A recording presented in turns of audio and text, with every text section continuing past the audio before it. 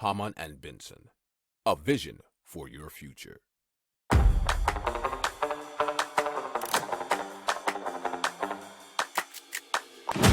Économie, tech et innovation, hydrogène, énergie.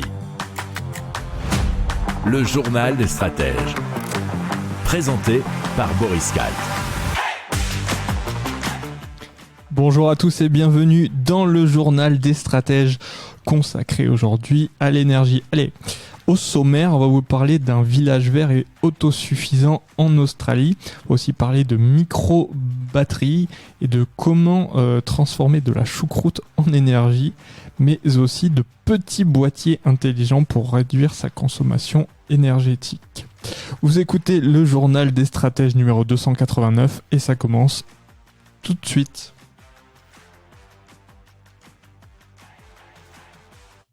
Hamann and Benson. Le journal des stratèges. Et donc, on commence tout de suite avec le village vert et autosuffisant en Australie qui s'appelle Narara.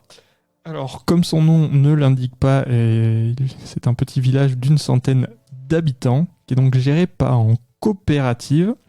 Et pour s'y installer, il faut s'engager à respecter un certain nombre de règles environnementales en termes de consommation énergétique, nous dit l'article de france-tv-info.fr. Alors, il faut aussi employer des matériaux de construction naturels ou recyclés. Alors, par exemple, dans la maison d'une habitante, il n'y a ni radiateur ni climatisation.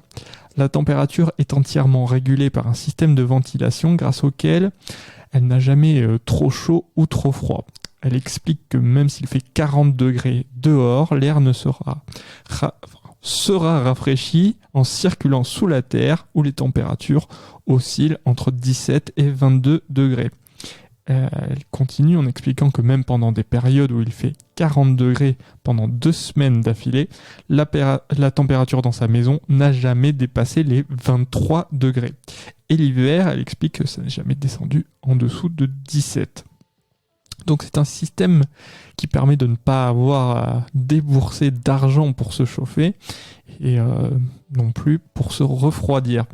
Alors c'est un système qui est connu en France qu'on appelle notamment le système de puits provençal. Alors ils sont donc autosuffisants en matière d'électricité puisque toute leur consommation électrique est réalisée avec de l'énergie solaire.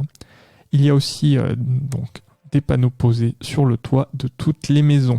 Alors pour compléter le dispositif, le village est également équipé d'une grosse batterie de stockage qui prend le relais la nuit et les jours de grisaille. Alors c'est un système qui est réputé par les habitants du village comme fiable et rémunérateur puisque le village tire pas mal de revenus en vendant leur surplus d'électricité solaire. C'est une source de revenus qui d'ailleurs pourrait permettre plus tard de financer un système de retraitement des eaux usées. Alors les maisons sont déjà équipées d'une double tuyauterie afin de ne pas gâcher l'eau potable en faisant par exemple vaisselle ou en arrosant le jardin. Si vous aimez cette revue de presse, vous pouvez vous abonner gratuitement à notre newsletter qui s'appelle La Lettre des Stratèges, LLDS, qui relate, et cela gratuitement, du lundi au vendredi, l'actualité économique, technologique, énergétique, mais aussi de l'hydrogène et puis de tout ce qu'on trouvera super intéressant pour votre vie. Hamann and Benson. Le journal des stratèges. Donc on va vous parler des micro-batteries d'ITEN. ITEN. Ce sont des piles extrêmement petites qui peuvent être directement intégrées dans des circuits électroniques. Elles font environ 100 microns, c'est 2 fois l'épaisseur d'un cheveu, et 2 mm d'épaisseur pour les plus larges. Alors ça fait plus de 8 années qu'ils ont développé ces micro-batteries. Ils ont déjà 200 brevets déposés.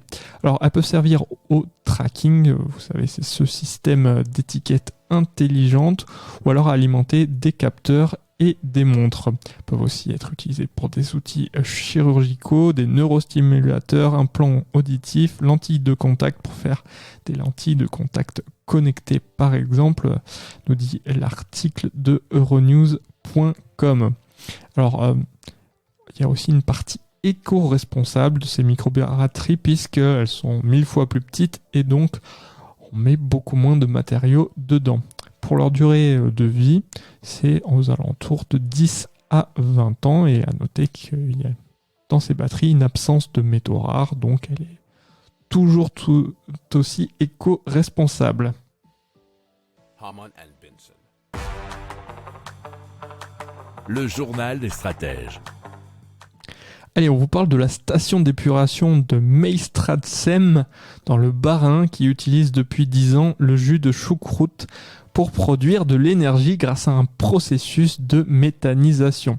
Alors ce jus est créé à partir d'un processus de lactofermentation et pour transporter et distribuer ce liquide vers la station, un camion-citerne a été spécialement dépêché depuis le mois d'août, nous dit France 3 Région, France TV Info.fr. Alors 30 millions de litres y affluent chaque année grâce à 9 producteurs de choucroute dans le secteur de la commune. Alors ce chiffre équivaut à la consommation annuelle en eau de 140 000 habitants. Alors le liquide est ensuite prélevé à chaque livraison pour un contrôle d'acidité, puis ensuite on effectue un tamisage pour enlever les matières de choucroute restantes. De la soude y est ensuite ajoutée pour réduire l'acidité. Enfin, le liquide est mélangé à une eau de dilution afin d'être toléré dans le réacteur de méthanisation. Alors, le jus va ensuite être transformé en biogaz grâce à des bactéries performantes. Ces bactéries ont besoin d'être mises dans des conditions bien particulières pour être efficaces, nous dit la production. Après avoir traité et purifié les eaux usées des 11 communes alentours, les boues qui en résultent deviennent aussi une source d'énergie. Entre cette boue et le jus de choucroute, c'est près de 5600 MWh d'énergie qui sont produits chaque année grâce à un principe de cogénération. Alors une partie sert au fonctionnement de la station, notamment avec la chaleur engendrée. L'électricité créée est distribuée dans sa totalité au réseau local via l'électricité de Strasbourg. Si vous aimez cette revue de presse, vous pouvez vous abonner gratuitement à notre newsletter qui s'appelle La lettre des stratèges, LLDS, qui relate, et cela gratuitement, du lundi au vendredi, l'actualité économique, technologique, énergétique, mais aussi de l'hydrogène, et puis de tout ce qu'on trouvera super intéressant pour votre vie. Harman & Benson. Le journal des stratèges. Donc la métropole lyonnaise vient de signer un partenariat avec un opérateur spécialisé dans le pilotage intelligent de la consommation électrique. Alors des milliers de foyers lyonnais vont bénéficier d'un dispositif d'aide afin de réduire leur consommation. La métropole lyonnaise et l'opérateur Voltalis ont signé un partenariat qui va concerner 160 000 foyers de la métropole qui se chauffent au tout électrique. Alors, les foyers qui le souhaitent peuvent être équipés gratuitement de mini-boîtiers installés derrière leur radiateur, nous dit France TV Info.fr. Une application donc qui se charge de gérer la consommation, elle peut être manuelle ou automatique, et si c'est automatique, c'est l'opérateur qui décidera d'une coupure électrique qui pourra durer quelques minutes sans que cela ne se ressente au quotidien. Une application dédiée sur les smartphones et reliée permettra de gérer sa consommation au plus près d'une pièce à l'autre, d'un besoin à l'autre et d'un horaire à l'autre. C'est ce qu'on appelle du pilotage. En cas de surdemande sur le réseau électrique, l'opérateur pourra couper l'alimentation sans que cela ne gêne le client, selon Voltalis. Alors, selon l'opérateur, les économies pourraient atteindre 15% de la facture globale et ça pourrait se chiffrer à 2 000 € en moyenne par an. Harman & Benson.